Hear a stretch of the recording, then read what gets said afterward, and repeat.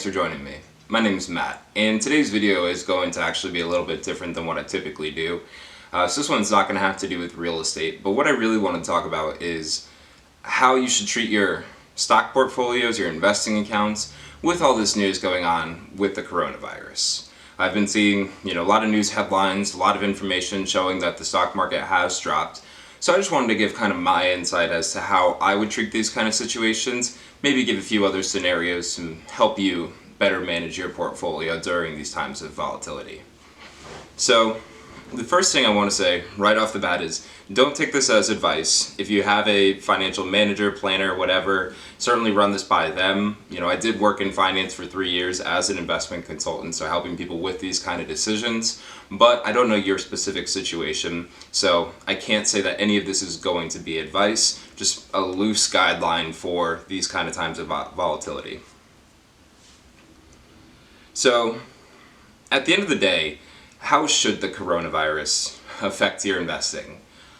Ultimately, it shouldn't, but I want to go into more detail about that. So when I invest, the first thing that I like to plan out with my investments is my time horizon, because that's going to be the biggest indicator as to how you should react during times of volatility, if you should or shouldn't react. And ultimately, kind of the tip I would give there is if you're investing for the long term. So when I say long term, I'm thinking more of like a year to 2 years or more. And if that's your time horizon, then this isn't really necessarily a time for you to start reacting and selling out of everything.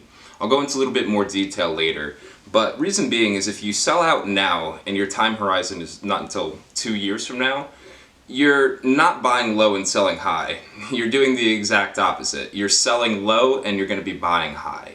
And that's what we always want to avoid. So right now, if again, you have a long time horizon, and maybe if you have a considerable amount of cash in your account, some people might look at this as almost like a Black Friday sale for the stock market because everything's so cheap. Now that's not to say Monday it won't continue going down, and I should say today is Friday, February 28th, 2020, just to give a point of reference here.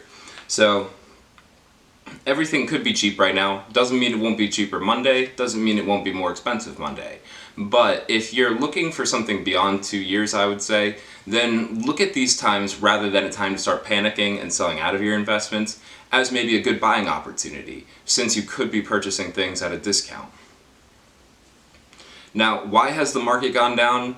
There's a few factors from what I've heard. It seems like one of the biggest ones is the fact that a lot of supplies and products that we get come from China.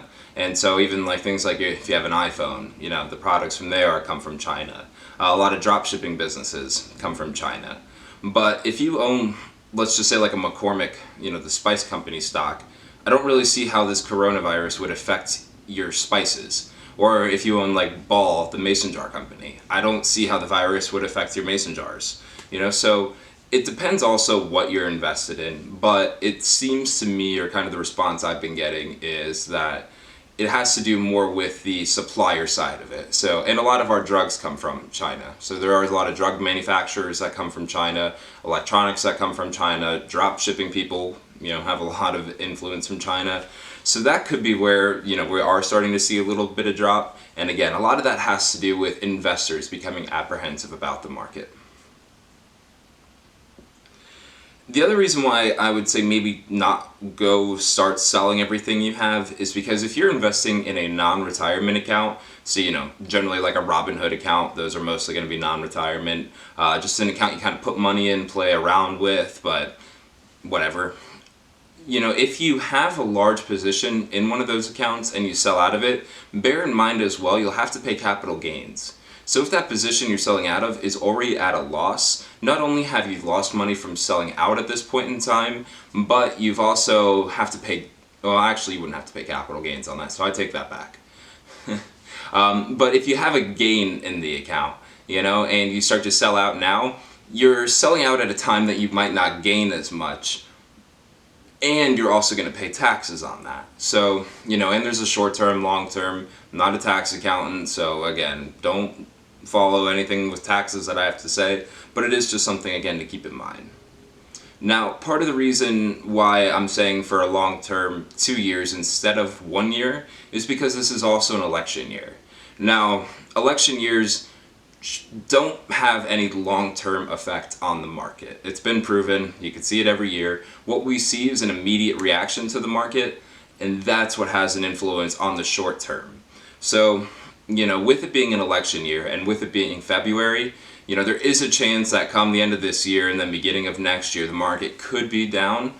Again, it all depends and it's all speculation, but I just know typically and historically, we see during election years, a few months following, that the market could be down. And so if you're looking to, let's say, buy a house in March of next year, maybe consider transitioning to a few safer investments, maybe looking at things like CDs to hold your money steady. Interest rates are so low, so that's not even the best option. Maybe investing in bonds, again, interest rates. But just know your investments. Know what you're invested in, and know a strong company won't be affected by politics, and a strong company won't be affected by diseases. We've seen this all the time. When Trump got elected, we all thought a recession was going to happen just because kind of the change in policies and whatnot. And then even when, the swine flu, the Zika virus, it all always seems to have some form of an effect on the market, but it never lasts a long time. None of these ever last like years long like an actual recession would. So bear in mind, this isn't a recession. This is kind of more or less a blip on your radar. And if you're looking at 5 years into the future for your savings, I wouldn't even think twice about anything going on in the market. Now, if you are saving for retirement, so if this is money in like a 401k you have, and this is money you have in like a Roth IRA, a traditional IRA, and you're, again, 5, 10 years, 15 years away from retirement, there is zero reason you should be making any adjustments in your account unless it's because you're making a purchase, you already had plans of switching around your investments, and this is something you've discussed with a money manager. But if your time horizon is over 5 years, just don't even look at it. So, turn off all news notifications, turn off any updates that you receive automatically, because all that's going to do is make you panic. Investing is as much emotional as it is personal. And if you're the kind of person that can't tolerate, the emotion side of it, so seeing your account take a pretty big drop in a day and, you just can't sleep over that, sure, at the end of the night, do what's going to make you sleep the best. But just bear in mind that there's a chance that Monday it could be back up, it could be further down Monday. We simply don't know. And that's why having a strong strategy in place is the most important aspect of investing. When I say a strong strategy, I mean knowing your investments, knowing how those investments help you. So knowing that, you're not going to purchase, a penny stock if you're saving for a house, in the next 3 years. Where you might want to look at a company like, again, just an example, like Walmart, or Amazon, or Apple, something that's pretty sustainable. A good example I always like to give as well is Amazon, because Amazon's been around since the 90s. Jeff Bezos has been running the company since then, and so he's seen multiple diseases come out, he's been through multiple recessions, different people in office, and look at how Amazon has done. Because they don't focus on the day-to-day routines. They focus on the long-term strategy that they have. The same thing comes into play when you're investing. Now, if your time horizon is under a year, the best advice I can give is if you're not already working with an advisor and you don't feel comfortable managing the account on your own, look for an advisor. There's very cheap advisors out there nowadays. I think like Vanguard, if you have $50,000, charges 0.03% of what they're managing, which is very marginal. It's a very small amount. And if you just don't feel confident in the way you're investing right now, then definitely look to have a manager help you. Because when I used to work in investment services, what I used to always tell people is a money manager or a financial advisor, financial planner, whatever you call them, is not only there to help you with their money, but they're also there to help you with your discipline. And they're a discipline coach, if nothing else. Because they're going to be the ones to guide you through these tough times, explain, we understand everything's going down, we still have 3 years left on our time horizon, and here's a plan we have in place. Here's why this is still an effective plan, and if any changes need to be made, the financial planner should be doing that in your best interest. And sometimes it's a very worthwhile investment with your investments to have somebody manage it for you. There's a reason why these people have spent years going to college, studying for all these licenses, working with people, building up a big reputation for themselves. And it's because it's not something you can learn online. You can try, you can get the gist of it online, and some people out there can really excel by just reading like Investopedia, but just knowledge alone isn't going to trump experience. And always keep that in mind as well. I understand a lot of people are probably going to be confused with how the market's been reacting. They don't understand what to do next. They, I didn't even think about it being an election year. I'm selling out of everything. Don't do it yet. Go as long as you can while staying comfortable. And when in doubt, seek help.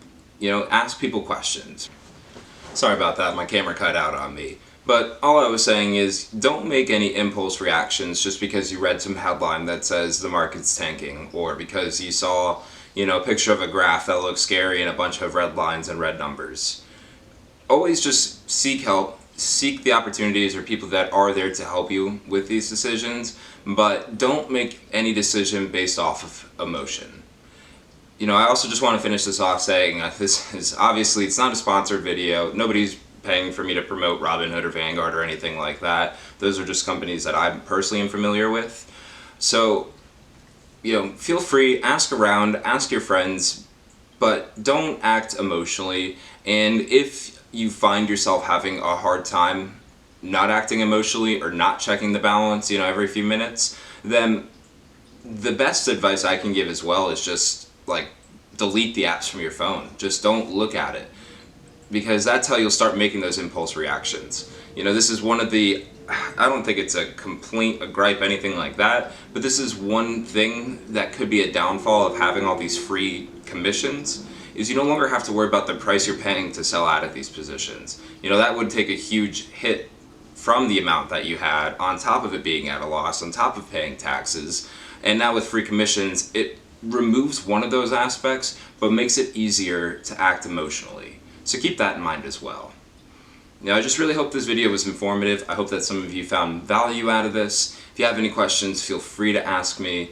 Look at other people. Graham Stephen's really good at giving advice during these kind of times. There's a few other pages out there that are just really helpful when it comes to investment knowledge. So just do your own research first before pulling the trigger and moving your entire account to cash. Well, thank you for taking the time though to watch this video. Again, hope you found some value out of it. For the time being, delete those apps off your phone, enjoy your Friday, and have a great weekend.